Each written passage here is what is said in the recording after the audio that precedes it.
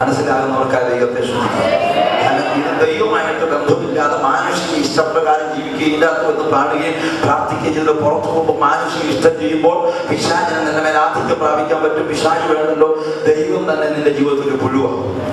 പലരുടെയും ജീവിതത്തിൽ പിശാചല്ല പോരാടുന്നത്, ദൈവമാണ് പോരാട്ടമായി. എഫ്രൈമിൽ ഇപ്പൊ പോരാട്ടം ആരാ? ജാതികളല്ല, ദൈവമാണൊരു ഗുരുവായി. പെന്തക്കോസ്തുകാരുടെ ജീവിതത്തിലെ പ്രശ്നം ആഭിചാരമല്ല, ദൈവമാണ് ബാധിച്ചിരിക്കുന്നത്. വചനം വായിച്ചിട്ടില്ല, യഹോവ അവനെ ബാധിച്ചു, യഹോവ അവരെ ബാധിച്ചു. അതാണ് നമ്മുടെ ഇടയിൽ സംഭവിച്ചത്. ദൈവത്തിന് കൊടുക്കേണ്ട മഹത്വം കൊടുക്കാതെ, ദൈവത്തിന് കൊടുക്കേണ്ട ആവേശത്ര പുകഴ്ച കൊടുക്കാതെ, ദൈവത്തെ ആരാധിക്കേണ്ടതുപോലെ ആരാധിക്കാതെ, ദൈവം ആരെന്ന് തിരിച്ചറിഞ്ഞിട്ടും തക്ക മഹത്വം കൊടുക്കാതിരിക്കുന്നുണ്ട്. ദൈവം ബാധിച്ചിരിക്കുകയാണ്. ജാതികൾക്കില്ലാത്ത രോഗമാണ് പെന്തക്കോസ്ത്. എന്താ കാര്യം അറിയാമോ? ഏത് ക്രൂസൈഡ് പ്രാസംഗികൻ ഇനി ഒരു രാജ്യം ഉണ്ടായിട്ട് അതിൻ്റെ അകത്ത് ഇവിടെ വന്നാൽ നമുക്ക് സൗഖ്യമുണ്ടാകും. എഴുതി എന്നാ കാര്യം അറിയോ? കർത്തൃമേശയെടുക്കുകയും പാപം ചെയ്യുകയും ചെയ്യുന്നത് അവരാൽ രോഗം പാടും. മനസ്സിലാകുന്നവർക്കായ ദൈവത്തെ ശ്രദ്ധിക്കുന്നു. അയോഗ്യമായ അപ്പം തിന്നാൽ, അയോഗ്യമായ പാനപാത്രം കുടിച്ചാൽ ചിലർ രോഗികളാകും, ചിലർ നിദ്ര പ്രാപിക്കും. അയോഗ്യം എതിർവശത്ത് മറ്റു സൈഡാണ് യോഗ്യത. അപ്പൊ ഇത് യോഗ്യന്മാർക്ക് ചെയ്യാനുള്ളതാണ്. ഏത് യോഗ്യമാണ്? ഉടുപ്പും പാന്റും ഇട്ട് നല്ല സാരി കൊടുക്കും, നല്ല 1000 രൂപയുടെ ചുരിദാർ വിട്ട് വരുന്ന യോഗ്യത അല്ല. വിശുദ്ധിയുടെ യോഗ്യത, പ്രമാണത്തിൽ നിലനിൽക്കുന്ന യോഗ്യത, ദൈവമായിട്ടുള്ള ബന്ധം നുള്ളുന്ന യോഗ്യത. ആ യോഗ്യത ഇല്ലാതെ നീ പുറമെ എന്തെല്ലാം വേഷഭൂഷാദികൾ കാണിച്ചാലും നിനക്ക് വരും മാരക രോഗങ്ങൾ. ദൈവവേദന നീ ആരാണെന്ന് തിരിച്ചറിയണം. നിന്റെ പിള്ളകളിക്കാൻ വേണ്ടിയല്ല വീണ്ടെടുത്തത്, പാപം ചെയ്യാനല്ല ദൈവം നിന്നെ വീണ്ടെടുത്തത്, ക്രൂശിന്റെ സ്നേഹം കൊണ്ട് നിന്നെ വീണ്ടെടുത്തത്. ഒരു തമാശയല്ല, നിന്റെ ഇഷ്ടത്തിന് നീങ്ങാനല്ല. ഇന്ന് രാത്രി ദൈവാത്മാ പറയുന്നു, സൗലമായി കുറവുകളെ ഏറ്റുപറഞ്ഞുകൊണ്ട് പിന്നെയും ദൈവത്തിലേക്ക് മടങ്ങി വരുക മനസ്സിലാക്കുന്നെങ്കിൽ ഞാൻ നിന്റെ വ്യാധിയെ സൗഖ്യമാക്കും, നിന്റെ ബന്ധനങ്ങളെ അഴിക്കും, നിന്റെ രോഗങ്ങളെ ദൈവം പുറത്താക്കും. ഇന്ന് രാത്രി ഒരു മടങ്ങി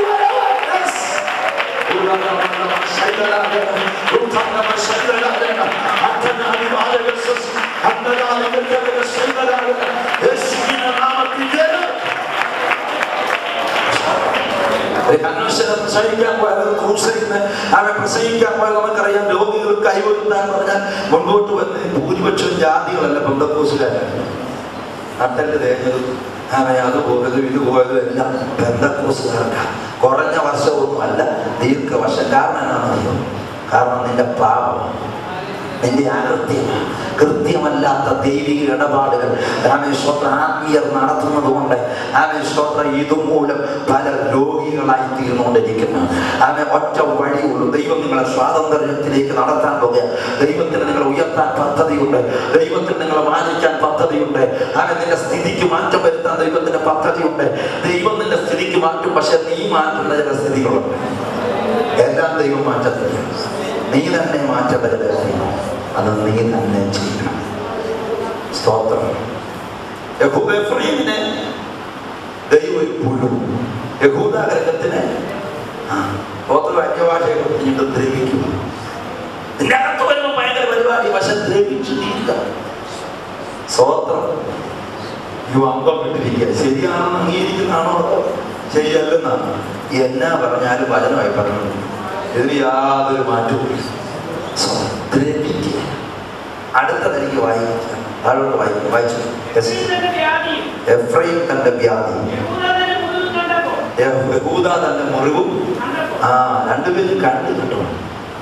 എഫ്രൈമിന് തന്റെ വ്യാധി മനസ്സിലായി, യഹൂദയ്ക്ക് തന്റെ മുറിവും കൃത്യമായിട്ടറിയാം. എന്റെ ഭാഗത്ത് ഇന്ന കുഴപ്പമുണ്ട്. സ്തുതിക്കുന്ന യഹൂദയ്ക്ക് മനസ്സിലായി എന്റെ മേലെ ഇന്ന മുറിവുണ്ടെന്ന്. എഫ്രൈമിന് മനസ്സിലായി അവൻ എന്റെ മേൽ വ്യാധി ഉണ്ടെന്ന്. അപ്പൊ എന്താ ചെയ്തത്? വായിച്ചു. കൃപാവരം പ്രാപ്തന്മാരെ അന്വേഷിച്ചത് ഇതിനൊരു മാറ്റം വരുന്നത് പുതിയ നിയമത്തോടെ ഞാൻ ചേർക്കുക. പറയാതെ മുറിവ് വന്ന കാരണങ്ങളെ കണ്ട് അവരവന് ചെയ്യേണ്ട ചെയ്യാതെ അശൂരിൽ ചെന്ന യുദ്ധതൽപരനായ രാജാവിനെ എന്നാ കേട്ടാലും ചാടി യുദ്ധം ചെയ്ത് അവൻ പൈസയ്ക്ക് വേണമെങ്കിൽ യുദ്ധം ചെയ്ത് ഈ കൂലിത്തറ്റ് പോലെ ഒരു രാജാവ് ഒരു രാജ്യം എന്ന് പറയുക, അവൻ എനിക്ക് വല്ലാത്തൊരു വരാതെന്റെ അവസ്ഥയിൽ എന്നോട് യുദ്ധം ചെയ്യാൻ എനിക്ക് കഴിയില്ല, ഇന്ന വിഷയമുണ്ട്, നീ എന്നെ സഹായിക്കണമെന്ന് പറഞ്ഞാൽ പൈസാണ് കഴിഞ്ഞ് യുദ്ധം ചെയ്യും. അതല്ലേ ഇന്നും നടന്നുകൊണ്ടിരിക്കുന്നത്. ഇവിടത്തെ ഒന്നും പോരാഞ്ഞിട്ട് രഹസ്യമായി പലരും വീട്ടിൽ വിളിക്കും പലരെയും. ഞങ്ങൾ ഇന്ന വിഷയത്തിന് ഇതാ യുദ്ധതൽപരനായ രാജാവ്. സ്വോത്രയില്ലല്ലോ, ഇച്ചിരി പാടുപെടും സ്വോത്രം പറയാൻ. അവൻ എനിക്കല്ല സ്വോത്രം, ഇഷ്ടമുണ്ടെ പറഞ്ഞാൽ മതി, ദൈവത്തിനാ സ്വോത്രം. അവൻ മനസ്സിലാകുന്നവർക്ക് ആ ദൈവത്തെ ശ്രദ്ധിക്കും. നേരിട്ട് ദൈവത്തെ ആശ്രയിക്കുന്നില്ല, സ്വന്തം മുറിക്കകത്ത് കയറിയിട്ട് അത് മുഴങ്ങാൻ മടക്കിട്ട് എന്താ വിഷയം, ഞാൻ നേരിടുന്ന വിഷയം എന്താ, ദൈവം എവിടെയാ പാലിച്ചു പറ്റിയത്, ഈ മുറിവിന്റെ കാരണമെന്നാ, ഈ വ്യാധിയുടെ കാരണമെന്നാ, നേരിട്ട് ദൈവമായിട്ട് ഇടപാട് നടത്താൻ മകന് കഴിയാതെ പോകും. എന്താ കാരണം? പകരം ആദ്യത്തല മേടിച്ചോണ്ട് പോകുന്നവന്മാർ വന്ന് മുട്ടയെ പിടിച്ചിരുന്നേ സ്വോത്ര രക്തം ചെയ്യാൻ പറഞ്ഞ് എന്തെങ്കിലുമൊക്കെ പറയും. വ്യാധി മാറുന്നുണ്ടോ, മുറിവ് കൊടുക്കുന്നുണ്ടോ, അതുമില്ല. സ്വോത്രമില്ലല്ലോ. സ്വോത്രം അലലിയ. മനസ്സിലാക്കുന്നവർക്ക് ആ ദൈവത്തെ ശ്രദ്ധിക്കുന്നു. സഭയെ ശുശ്രൂഷിക്കുന്ന പാസ്റ്റർമാർ പോലും അറിയാതെ വീട്ടിൽ വന്ന് ഗാന്ധിത്തലയായിട്ട് ആളുകൾ പോകും. പിന്നെയും പലരും വരുമ്പോൾ നമ്മൾ മാറി പിടിച്ചിരിക്കുന്ന ഗാന്ധിത്തല കളയാന്നല്ലാതെ യാതൊരു ഗുണമില്ലോടെയും നമ്മുടെ തലയിൽ പോകും. സ്വോത്രം അവൻ പിടികിട്ടുന്നുണ്ട്. സ്വോത്രം അലലിയ.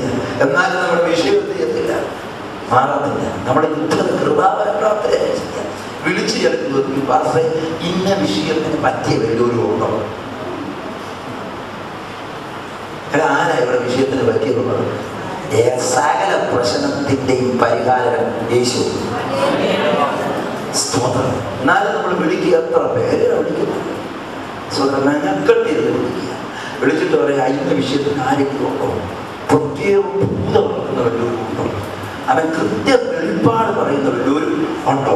കൃത്യം പ്രവചനം പറയുന്ന വലിയൊരു. നീ മുഴങ്ങാനും അടക്കം മുറിക്കാത്തത്. അതുകൊണ്ട് പ്രവചനമില്ലെന്നല്ല, അതുകൊണ്ട് വെളിപ്പാടില്ലെന്നല്ല ഞാൻ ഈ പറഞ്ഞിരുന്നത്. അമിഷ്ടപൂർണമായത് അവൻ വെളിപ്പെടുന്ന വരെ അമിഷ്ടമായി നിൽക്കുന്ന ഈ കൃപാവരങ്ങളൊക്കെ പുതിയ നിയമസഭയ്ക്കുണ്ട്. ഇത് കച്ചവടത്തിനുള്ളതല്ല. സ്വന്തം സഭയ്ക്ക് ആത്മീയ വർധനവിനും കടന്നു വരുന്നവർക്ക് ദൈവകൃപയിൽ വർദ്ധിക്കുവാനും ഇതൊക്കെ സഭയ്ക്കകത്തുതട്ടെ. ഇത് വരുമാന മാർഗമല്ല. മനസ്സിലാക്കുന്നവർക്കായി ഞാൻ ദൈവത്തെ സ്തുതിക്കുന്നു. നിന്റെ പൈസ പോകാനുള്ള വളഞ്ഞ വഴിയല്ലിത്. അത് നീ ഓർത്തുകൊള്ളണം. അത് നിന്റെ പണം കളയാനുള്ള വഴിയല്ലിത്. മറിച്ച് നിനക്ക് രക്തബന്ധമുണ്ടെങ്കിൽ, ക്രൂശിലെ രക്തവുമായിട്ട് നിനക്ക് ബന്ധമുണ്ടെങ്കിൽ, നീ മുറിക്കാത്തോട്ട് കയറിയിട്ട് നെഞ്ചത്തോട്ട് കൈവച്ചിട്ട് പറ, അപ്പാ പിതാവ്, എന്താ കാരണം? ഞാൻ നിന്റെ മകനായിരിക്കെ, ഞാൻ നിന്റെ മകനായിരിക്കെ എന്തുകൊണ്ട് എന്റെ ജീവിതത്തിൽ മുറിവ് വന്നു? കുറവാണെങ്കിൽ ദൈവം നിന്നോട് സംസാരിക്കും. ഒരു സ്നേഹിതനെ പോലെ, ഒരു പിതാവിനെ പോലെ, ഒരു മാതാവിനെ പോലെ ദൈവത്തിന് നിന്നോട് സംസാരിക്കാൻ ആഗ്രഹമുണ്ട്. പക്ഷെ നീ ആദ്യം യുദ്ധതൽപരരായ രാജാക്കന്മാരെ ആശ്രയിക്കുക. നിന്റെ കുഞ്ഞിന്റെ ഭാര്യയൊന്നും ഉണ്ടാകുവാൻ, നിന്റെ തലമുറയ്ക്ക് ജോലി ലഭിക്കുവാൻ, നിനക്ക് വിദേശത്തേക്ക് യാത്ര ചെയ്യുവാൻ യുദ്ധതൽപരരാൽ പണം പിടുങ്ങുന്ന രാജാക്കന്മാരെ ആശ്രയിക്കുകയാണ്. സ്വത്രം എന്തുണ്ടായാലും ഉണ്ട്. 3 പേരെ ആശ്രയിച്ച് 3 പേരും 3 ദൂതാവുകയാണ്. സ്വത്രം മനസ്സിലായോ? ഞാൻ ഉള്ളത് തുറന്നു പറയാം. 3 പേരും 3 കൊച്ചിന്റെ കയ്യിൽ ഇന്നൊരാൾ വന്നിട്ടുണ്ട്, എന്ത് ചെയ്യണം? ആദ്യത്തെ ആൾ പറയും, ഞാനിപ്പോൾ യാത്രയിലാണ്, രാത്രി 10 മണിക്ക് വിളിക്കാൻ പറയും. നിങ്ങൾക്കറിയാം, അതുകൊണ്ടാണ് ഞാൻ 10 മണിക്ക് വിളിക്കാൻ പറയും. ഉടനെ വെച്ചിട്ട് അടുത്ത ആൾ വിളിക്കാൻ പറയും, ഞാനിപ്പോൾ റോമിങ്ങിലാണ്, 1 മണിക്കൂർ കഴിയുമ്പോൾ ഞാൻ സ്റ്റേറ്റിലേക്ക് കിടക്കും. അപ്പോൾ ഞാൻ വീട്ടിലെത്തിക്കഴിഞ്ഞ് നാളെ രാവിലെ വിളിക്ക്, പ്രാർത്ഥിച്ചിട്ട് പറയാം. ഉടനെ അത് വെച്ചിട്ട് അടുത്ത ആൾ വിളിക്കും. അടുത്ത ആൾ വിളിക്കുമ്പോൾ ആൾ പറയും, ഞാൻ സ്റ്റോപ്പ് ഏതൊക്കെയാലും ഇപ്പം പ്രാർത്ഥിച്ചുകൊണ്ടിരിക്കുക, 1 മണിക്കൂർ കഴിഞ്ഞ് വിളിക്കാൻ പറയും. ഇപ്പം തന്നെ പറയാം. ഉടനെ നിങ്ങൾ ഓരോരുത്തരെ വിളിക്കാൻ തുടങ്ങി. ആദ്യം ഒരാളെ ആദ്യം പറഞ്ഞ ടൈമിൽ വിളിച്ചപ്പോൾ അദ്ദേഹം പറയാം, ഈ ആണ്ടിലേ കാണുന്നില്ലെന്നും, ഈ ആണ്ടിലേ ഒന്നും കാണുന്നില്ല. എന്നോട് നടക്കുമെന്ന് തോന്നരുത്, ഉള്ള കാര്യം പറയുന്നത്. സ്വത്രാണ്. അങ്ങനെ അടുത്ത ആളെ വിളിക്കുമ്പോൾ പറയാണ്, 2 കാര്യം ഡിസംബറിൽ വരും, അതിന് 2ാമത്തേന് കൈ കൊടുക്കും. സ്വത്രം. 3ാമത്തെ ആള് വിളിക്കുമ്പോൾ ആള് പറയും, സ്വത്രം ഈ മാസം തന്നെ ഒരു വഴി തുറക്കുന്നതായിട്ട് ദൈവമാണ്, നിന്റെ കൊച്ചിന്റെ കല്യാണം നടക്കും, എന്നോടൊന്ന് പറ. സ്വത്രം ഇത് ഏത് ഏറ്റെടുത്ത് നിങ്ങൾ പറ. സ്വോത്രം ഇല്ലല്ലോ. സ്വോത്രം. ഇനി ഈ പിടിപ്പിച്ച വരണമെന്ന് എനിക്ക് വലിയ ആഗ്രഹമൊന്നുമില്ല. ഇത് സ്വർഗമൊന്നുമല്ല. മനസ്സിലാവുന്നവർക്ക് ദൈവത്തെ സ്തുതിക്കുന്നു. സത്യം തുറന്ന് പറയാം. മാനസാന്തരപ്പെട്ടവർ യുദ്ധതൽപരന്മാരുടെ പുറകെ നിന്റെ മുറിവ് വെച്ചുകൊണ്ടുള്ള ഓട്ടം, നിന്റെ ദുഃഖകരമായ അനുഭവം വെച്ചുകൊണ്ടുള്ള ഓട്ടം നിർത്തിയിട്ട് നേരിട്ട് ഹൃദയം നുറുങ്ങിയവർക്ക് മനസ്സ് തകർന്നവരെ അവൻ രക്ഷിക്കുന്നു. ഹൃദയം നുറുങ്ങിയവർക്ക് പ്രവാചകന്മാരല്ല, സമീപസ്ഥൻ ദൈവമാണ്. സമീപസ്ഥൻ നീ അകലിക്കരഞ്ഞുകൊണ്ട് മുറിക്കകത്ത് ദൈവത്തിലുള്ള അതിന്റെ പ്രവൃത്തികൾ എന്റെ വീടിനകത്ത് വെളിപ്പെടട്ടെ.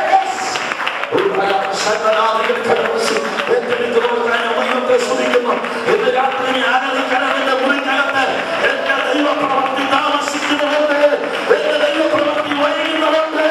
എന്തുകൊണ്ട് ദൈവപ്രവൃത്തി താമസിക്കുന്നു? കാരണങ്ങൾ കണ്ടെത്തി ചികിത്സ ആരംഭിക്കും. ദൈവം തന്നെ പ്രവർത്തിക്കാൻ പോയാ കരങ്ങൾ ഉയർത്തി കണ്ടേരിയ പറഞ്ഞ എന്റെ ജീവിതത്തിൽ കുറവുകളുണ്ടെങ്കിലും കരഞ്ഞാൽ ദൈവത്തിന്റെ അടുക്കൽ വന്നിന്റെ കുറവുകൾ പരിഹരിച്ച് നിനക്ക് വഴി പറഞ്ഞു തരും. മനസ്സിലാവുന്നവർക്ക് ആ ദൈവത്തെ സ്തുതിക്കും.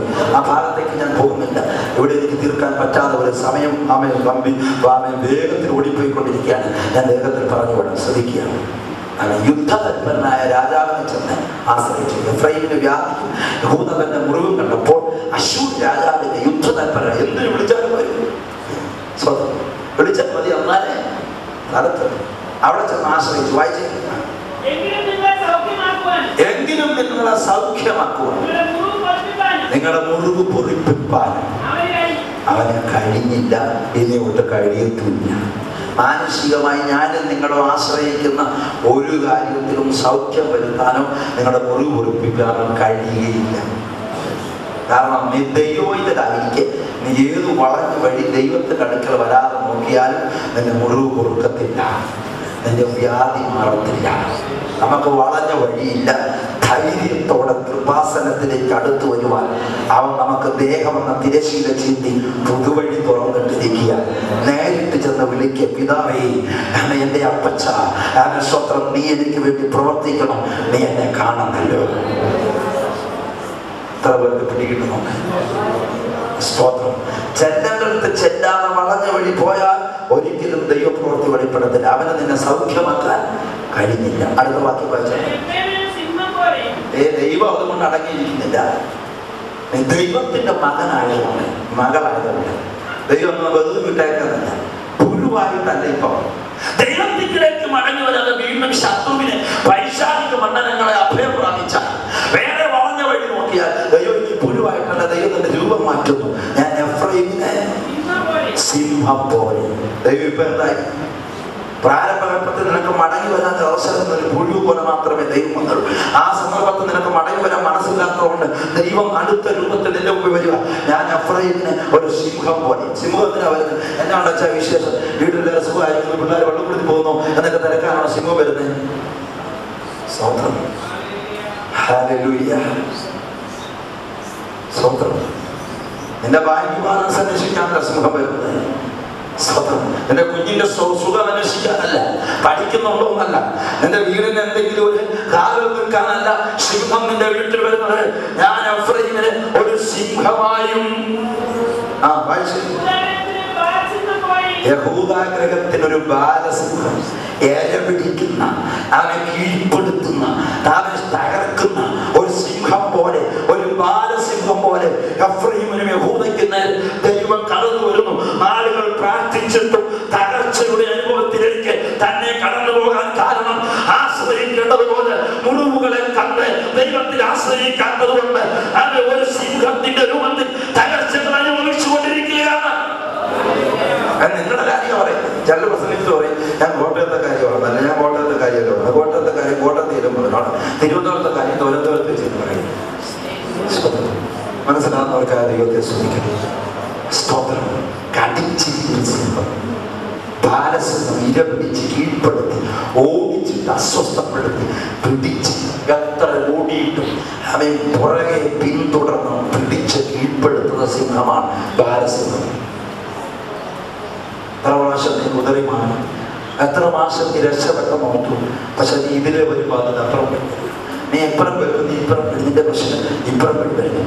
തിരിഞ്ഞ ചുറ്റി നിന്നെ വിഴുങ്ങാൻ, നിന്നെ കീറാൻ, കീഴ്പ്പെടുത്താൻ ബാലസിംഹം പിന്തുടരുകയാണ്. എനിക്കിനി അടുത്ത ഭാഗങ്ങളൊക്കെ വ്യക്തമായി നിങ്ങൾ വായിപ്പിക്കുന്ന കാര്യം ഈ വാക്യങ്ങളൊക്കെ ശ്രദ്ധിക്കും. നമ്മൾ ഏതാണ്ടൊക്കെ കേട്ട് ഒരു ഉരുവിപ്പുറ സൃഷ്ടിക്കുന്നതിലുപരി വാക്യം വ്യക്തമായി നിങ്ങൾ ശ്രദ്ധിച്ചോണം. ഇതൊന്നും ആരും വായിക്കാറില്ല. സങ്കീർത്തനം വായിച്ച് അവിടെ അഴുക്കായിരിക്കുക മാത്രമാണ് ചെയ്യുന്നത്. അതുകൊണ്ട് ഈ ഭാഗം പ്രത്യേകം ഒന്ന് വായിക്കണം. താഴോട്ട് വായിച്ചു. ഞാൻ പിടിച്ചോണ്ട് ആരും എന്ത് ചെയ്യത്തില്ല. ദൈവം പിടിച്ചു കഴിഞ്ഞാൽ പിന്നെ മുമ്പ് വന്ന് ജാതിത്തരം മേടിച്ചവരൊക്കെ എന്നാ മുട്ടയിലിരുന്നാലും ദൈവത്തിന്റെ ആർക്ക് പിടിവിക്കാൻ സ്തോത്രമില്ല. സ്തോത്രം. പിന്നെ ഇവരെല്ലാം ഒന്നിച്ചു കൂടി യാഗം വെച്ചാലും ദൈവം നിന്നെ പിടിച്ചാൽ ഇവർക്ക് ആർക്കും നിന്നെ ദൈവത്തിന്റെ കയ്യിൽ രക്ഷിക്കാൻ കഴിയുന്നില്ല. ദൈവം പിടിച്ചു പോകും. ഞാൻ കടിച്ചു കീറി കടന്നു പോകും. എന്റെ കയ്യിൽ നിന്ന് വിടുവിക്കാൻ ആർക്കും കഴിയില്ല. വായിച്ചു ശ്രദ്ധിച്ചു. ഒരു ചാൻസും കൂടെ തന്നെയാണ്. ഒരു ചാൻസും കൂടെ ഈ യോഗത്തിന്റെ 5ാം രാത്രി അവൻ ഒരു ചാൻസും കൂടെ ദൈവാത്മാവ് തരും. അവൻ കുറ്റമേറ്റു പറഞ്ഞ് എന്റെ മുഖം അന്വേഷിക്കുവോളം ഞാൻ മടങ്ങിപ്പോയി. നിങ്ങൾ നടത്തുന്ന യോഗത്തിന് നടുവിലൊന്നും ഞാൻ കാണുന്നില്ല. നമ്മുടെ ഇമ്മകളെന്ന് പറയാ 2-3 പേരെന്റെ നാമത്തിൽ കൂടിയാൽ നമ്മുടെ മധ്യേ ഉണ്ട്. കർത്താവ് ഇല്ല, ഞാൻ മടങ്ങിപ്പോയി. എന്റെ സ്ഥാനത്ത് ഇരിക്കും. അവൻ അകൃത്യമേറ്റു പറയാത്തിടത്തോളം കാലം, ദൈവത്തിങ്കിലേക്ക് തിരിഞ്ഞു വരാത്തിടത്തോളം കാലം ഇതിന്റെ അകത്ത് വരികയും മറ്റുള്ളവരെ ആശ്രയിക്കുകയും കൃപാവരപ്രാപ്തരെയും മറ്റിതര വഴികളെയും ആശ്രയിക്കുകയും ചെയ്ത് യഥാർത്ഥ ദൈവത്തിങ്കിലേക്ക് പുതുവഴി തുറന്നു കിടക്കെ നേരിട്ട് അപ്പാന്ന് വിളിച്ച് അപ്പനുമായിട്ട് ഇടപാട് നടത്താതെ പോവുകയും ചെയ്യുന്ന മക്കളായിരിക്കുന്ന നമ്മുടെ നടുവിൽ ദൈവം ഇരിക്കത്തില്ല.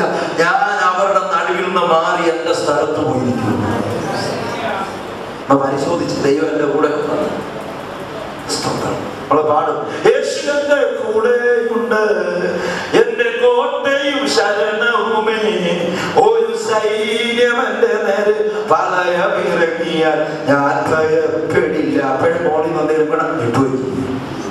അതിന്റെ അർത്ഥം ഈ പാടുന്നതേ ഉള്ളൂ, കൂടെ ദൈവം ഇല്ല. സ്വത്രയില്ല. സ്വത്രങ്ങൾ ഇന്ന് രാത്രി ദൈവത്തോട് ദൈവത്തിന്റെ മനസ്സിൽ ഉറപ്പിച്ച് ഞാൻ നിങ്ങളോട് പറയാം, ഒരു മടങ്ങി വരവാണ് ആവശ്യം. ഇനി ഒരു തുള്ളലല്ല. എത്ര നാളായി തുള്ളം തുടങ്ങി? എത്ര നാളായി കൈ കടിക്കാൻ തുടങ്ങിയിട്ട്? എത്ര നാളായി കാലും കൈയും ഒന്നിച്ചടിക്കാൻ തുടങ്ങിയിട്ട്? അത് എന്തുകൊണ്ട് മാറ്റം വരുന്നില്ല? അവൻ നിർത്തണ്ട കൈയടിച്ചു, അത് നിർത്തണ്ട സ്വന്തം പറഞ്ഞു, നിർത്തണ്ട അന്യഭാഷ പറഞ്ഞു.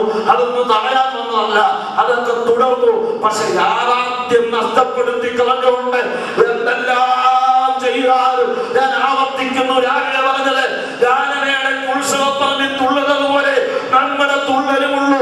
എന്നാൽ യാഥാർത്ഥ്യത്തിലേക്ക് മടങ്ങുക, വിശുദ്ധിയിലേക്ക് മടങ്ങുക, പ്രമാണത്തിലേക്ക് മടങ്ങുക, ദൈവ കൽപ്പനകളിലേക്ക് മടങ്ങുക. അത് നിങ്ങൾക്ക് ജീവൻ തന്നെ. ദൈവത്തെ ശ്രദ്ധിച്ച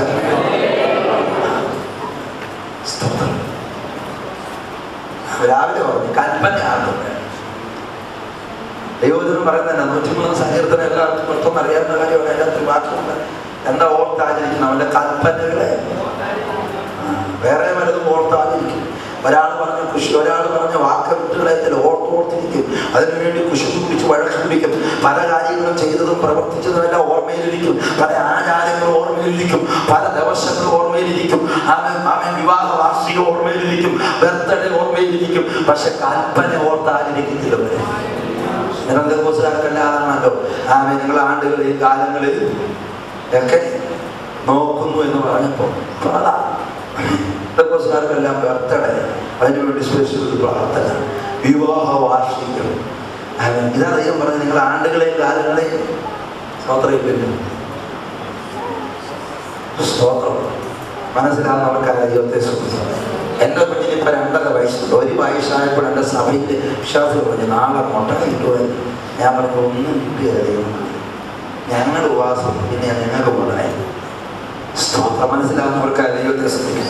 നിങ്ങൾ ആണ്ടുകളെയും കാലങ്ങളെയും നോക്കരുത്. നാം ആചരിക്കേണ്ടത് അവന്റെ കൽപ്പനകളെയാണ്. വ്യക്തമായ കാര്യങ്ങൾക്ക് സ്ഥാനം കൊടുക്കുമ്പോൾ കൽപ്പന വ്യക്തമായിട്ട് തോന്നുന്നു. അതന്നെ ദൈവദാസൻ പ്രാരംഭത്തിൽ പറഞ്ഞത്, ഈ കാര്യം നിങ്ങൾക്ക് വ്യർത്ഥ കാര്യമല്ല. അത് സ്വന്തം വ്യക്തമായ പല കാര്യങ്ങളും വലിയ കാര്യം